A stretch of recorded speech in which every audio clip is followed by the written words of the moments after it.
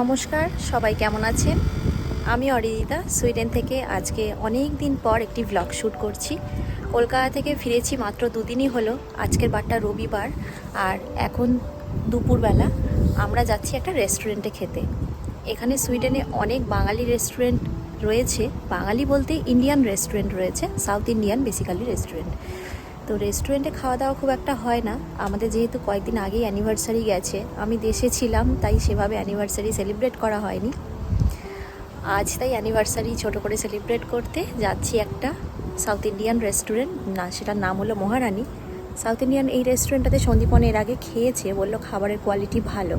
তাই চলুন আজকে আমরা ওই রেস্টুরেন্টটাতে একটু খাওয়া দাওয়া করবো আর আপনাদেরকে দেখাবো যে এখানকার রেস্টুরেন্টগুলোতে খাবারের কোয়ালিটি কেমন হয়, কীরকম দাম হয় আর কীরকম ধরনের খাবার দাবার এখানকার রেস্টুরেন্টগুলোতে পাওয়া যায়। বেসিক্যালি সাউথ ইন্ডিয়ান তো পাই, তাছাড়াও অন্যান্য রাজ্যেরও বিভিন্ন রকমের খাবার দাবার এখানকার রেস্টুরেন্টগুলোতে পাওয়া যায়।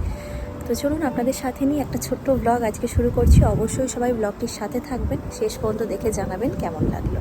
চলুন যাওয়া যাক। আর আজকে ভীষণ সুন্দর রোদ্দুরও উঠেছে, এই আজকে ওয়েদারটাও খুব ভালো লাগছে। বাইরে বেশ ঠান্ডা এখনও, মার্চ মাসের প্রায় আজকে 10 তারিখ হয়ে গেল, কিন্তু ঠান্ডাটা এখনও কিন্তু সেভাবে যায়নি, ঠান্ডাটা রয়েছে। এখানের গরমকাল পড়তে পড়তে প্রায় এখনও এপ্রিল মাসের শেষ বা মে মাসের শুরুর দিকে এখানে আস্তে আস্তে গরমকাল আসবে, তারপর নতুন নতুন গাছে পাতা ধরবে, কিন্তু ঠান্ডাটা এখনও পর্যন্ত বেশ জাঁকিয়ে রয়ে গেছে। সামনের সপ্তাহে আবার টেম্পারেচারটা মাইনাসের দিকে চলে যাবে, এই সমস্ত কিছুই চলবে। তো যাই হোক, সবাই সাথে থাকবেন, অবশ্যই ব্লগটা শেষ পর্যন্ত দেখে জানাবেন কেমন লাগলো। ভালো লাগলে অবশ্যই লাইক কমেন্ট, আমার চ্যানেলটি সাবস্ক্রাইব করতে কিন্তু ভুলবেন না। চলুন এখন যাওয়া যাক।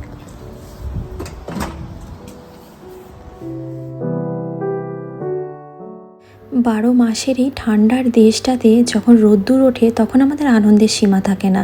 মনে হয় জ্যাকেট, সোয়েটার, টুপি, হ্যান্ড গ্লাভ সব কিছু জড়িয়ে একটুখানির জন্য হলেও রোদ্দুরে গিয়ে দাঁড়াই। রোদ্দুরটা ভীষণ আরাম দেয়, কিন্তু রোদ্দুর আরাম দিলে কি হবে, এত পরিমাণে ঠান্ডা হাওয়া দিতে থাকে যে রোদ্দুরে আপনি এই সমস্ত জ্যাকেট, টুপি, সোয়েটার খুলেও দাঁড়িয়ে থাকতে পারবেন না। তাই এইগুলো পরেই রোদ্দুরে বেরোনোর প্রাণপণ প্রচেষ্টা চলে।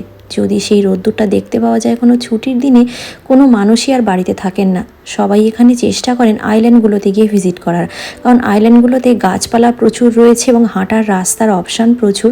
ওখানে অত গাড়ি ঘোড়া, বাড়িঘর এ সমস্ত কিছু নেই বলে মানুষ ওখানে পথ ধরে অনেকটা দিন হাঁটতে পারে এবং ওখানে বসে পিকনিক করতে পারে। পাহাড়ের উপর থেকে অসাধারণ একটা ভিউও দেখা যায়।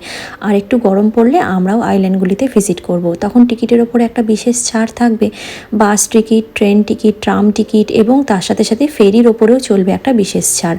1 মাস ব্যাপী এখানে সামারের সময় একটা টিকিটের ওপর ছাড় থাকে। তো চলুন এখন হাঁটতে হাঁটতে যাই বাস স্টপের দিকটাতে। এত দিন পর দেশ থেকে ফিরেও মনটা খুব একটা ভালো লাগছে না, তাই সন্দীপন বলল চলো আজকে যেহেতু রোদ্দুর উঠেছে, একটা পজিটিভ ভাইব পাওয়া যাচ্ছে চারিদিকটাতে রোদ্দুরের জন্য। গাছে এখনও পাতা ধরেনি, কিন্তু চারপাশে মানুষজনের এই রোদ্দুর ওঠার খুশি রেখেও নিজের মনটা আনন্দে ভরে যাচ্ছে। এটা আমাদের বাড়ির একদম মিডল পয়েন্ট, নর্থস্টার্ন এরিয়া, গথেনবার্গের একদম সিটি সেন্টার বলতে পারেন এই জায়গাটা। তো এখান থেকে যে কোনো দূরপাল্লার বাস, ট্রাম, ট্রেন সমস্ত কিছুই পাওয়া যায়। ট্রাম ধরে চলে এসেছি মহারানী রেস্টুরেন্টে। এই যে লেখা রয়েছে the test of India. Sandipan এখানে খেয়েছিল, আগেও বলল খাবারের কোয়ালিটি এবং খাবারের স্বাদ দুটোই খুব ভালো।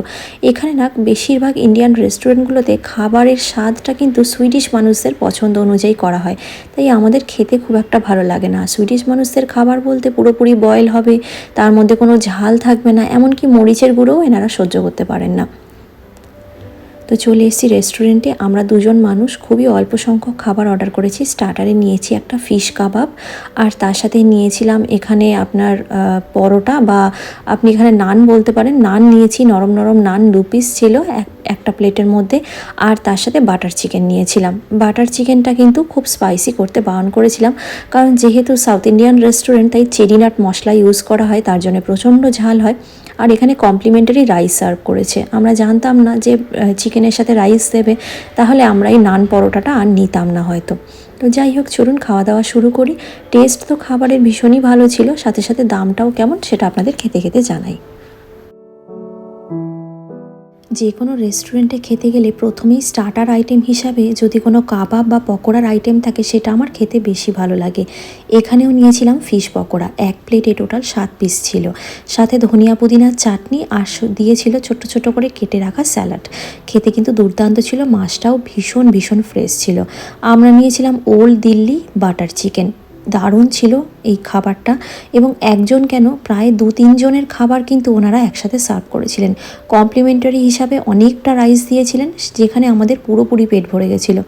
তার সাথে সাথে এই 2 পিস নানও বেশ বড় সাইজের ছিল। এই খাবারটা বলতে গেলে একসাথে যদি খাবার দাবার খাওয়া হয় তাহলে প্রায় 3 জনের মতন খাবার ওনারা সার্ভ করেছেন। আর এখানে আমরা পিস্তাচিও কুলফি নিয়েছিলাম, যেটা টেস্টটাও খুব খুব ভালো ছিল। ওভারঅল খাবারের এক্সপিরিয়েন্স এবং পেট ভরা খাবার এবং খাবারের টেস্টও ভীষণ ভালো। আমাদের টোটাল দাম হয়েছিল সব মিলিয়ে 580 ক্রাউনের কাছাকাছি, ইন্ডিয়ান কারেন্সিতে কনভার্ট করলে যেটা দাঁড়ায় প্রায় 5200 টাকার মতন। আর আমার খাবারের এক্সপিরিয়েন্স আপনাদের সাথে শেয়ার করলাম। আপনারা যারা নতুন নতুন সুইডেন গথেনবার্গ শহরে আসছেন থাকতে, আপনারা অবশ্যই এই রেস্টুরেন্টে আপনাদের বিশেষ দিনে ভিজিট করতে পারেন।